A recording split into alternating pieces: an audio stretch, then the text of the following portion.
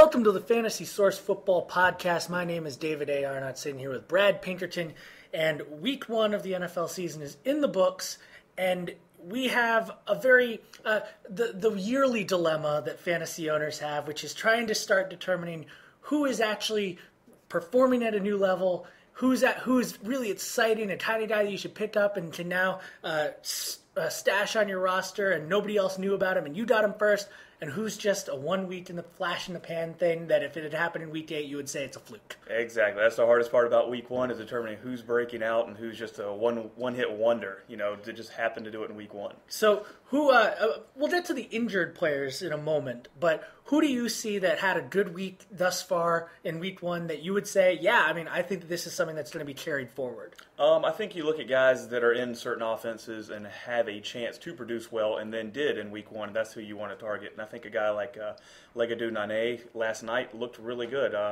Malcolm Floyd was targeted the most, but Floyd looked awful. And, I still think Floyd's going to be the Chargers' number one guy after Gates, of course, but Nene has a chance to get a much larger role in that offense after last night. And especially since 99% of fantasy football leagues, it's a weekly thing, head-to-head matchups. Even if Vincent Jackson does re-sign and come back, he's still got to serve that 3-game suspension. So you got a lot of buffer time to make your plans and figure out what you're going to do with Nene if you have him. Anybody else? I saw Mark Clayton had reemerged out of nowhere. Mark Clayton blew up. Now, this could very well be a one-hit wonder, but we know the Rams need a number one receiver. We know they're going to have to throw it a lot. So I feel like Clayton is worth a pickup. If you're talking about, you're already fourth or fifth receiver on your bench right now, why not go ahead and cut that guy and pick up Clayton? Well, what about the running backs? Do you see anybody that might not have been drafted that actually did emerge? Well, if we're not looking at any sort of injury upgrades, I think we're looking at Fred Taylor. He's going to have a little bit of a role with the Patriots there, and they're not high on Maroney, and he's hurt. So I think Fred Taylor is going to be the guy, that they use the most. I'm not saying that he is going to be the guy to have out of the Patriots, or the only one you want, really. And then Peyton Hillis, he's going to sneak some touchdowns away from Jerome Harrison. Jerome Harrison's not going to be the feature back there. I mean, what was it, 3 years ago, if you'd said Peyton Hillis would be the second best Arkansas running back out of there, if, at least fantasy-wise, you would have been laughed out of the building. So, okay, now let's go to those injuries. Probably the biggest one, Ryan Grant, was in a boot on the sideline. The Packers are kind of playing coy with what exactly happened to him, but he's already been ruled out for week 2 against the Bills. Where do fantasy owners go? It's going to be Brandon Jackson. Yeah, Brandon Jackson is the top pickup of the week, and especially for Grant owners who are looking to replace their probably first, early second-round pick. So that's a great matchup, good way to get his feet wet and get really acclimated to being a starting NFL running back, because he's going to have that role for, I'm going to guess, up to 4 weeks if we're talking about a high ankle sprain for Grant. Now, as I recall, he actually did fairly well after Grant went out, at least reasonably well. He didn't embarrass himself or anything like that. So I already have him in the Experts League as a handcuff. If you didn't already have him a handcuff for Ryan Grant owners, absolutely got to get on that. Where do you stand on Michael Vick? Because Kevin Kolb, with the new concussion rules, he has to pass that test that the NFL has to give him.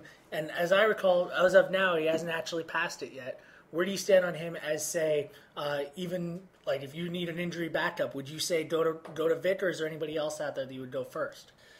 Yeah, so I think if you took a chance on Kevin Kolb, then I think you have to pick up Vick. He is most likely going to start this week. Keep an eye on Kolb's concussion, but it doesn't sound good. And he's getting the Lions. Vick can run all over the Lions. I'm not convinced still about his passing. I'm very concerned about the Eagles' receivers with Vick at quarterback.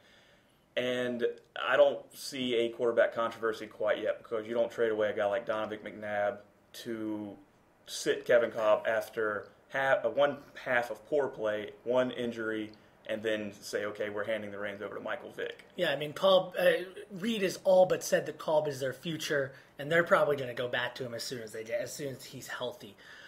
As far as the players that may have had a seeming breakout week but didn't necessarily do it, I believe in your column you're referring to it as fool's gold. Who are those guys that you saw that may have performed, outstripped their expectations this first week, but that you really should just say, that was just a fluke? I think one guy that stands out is Brandon Lloyd with the Broncos. He had a good game, 5 catches, over 100 yards. That's great, but the Broncos were missing 2 rookies who are going to steadily get a better role in the offense.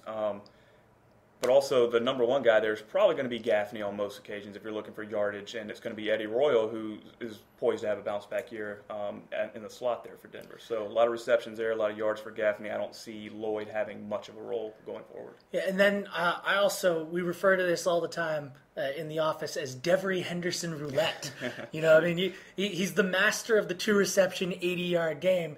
If you picked him up in week 1 or you had him in week 1, you rolled 19 on roulette. Mm-hmm. So where do you see him moving forward? You probably know from that statement where I stand on him. But how would you treat Henderson, even though he had a pretty good game in that first week? Well, just like you said, he's a boomer bust guy, so you're playing roulette with him. And if you didn't have him in week 1, you already missed a touchdown.